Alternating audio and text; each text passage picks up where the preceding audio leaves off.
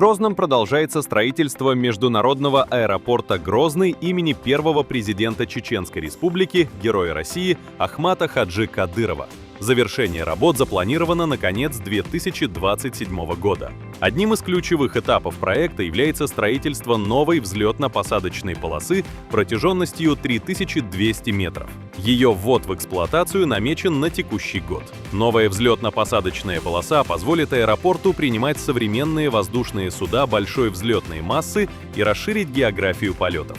Параллельно возводится новый аэровокзальный комплекс, рассчитанный на обслуживание около 1,2 миллиона пассажиров в год. Уникальная архитектурная концепция здания в форме полумесяца разработана на основе символики исламского мировоззрения и герба Чеченской Республики. Данная идея принадлежит главе Чеченской Республики, Герою России Рамзану Ахматовичу Кадырову.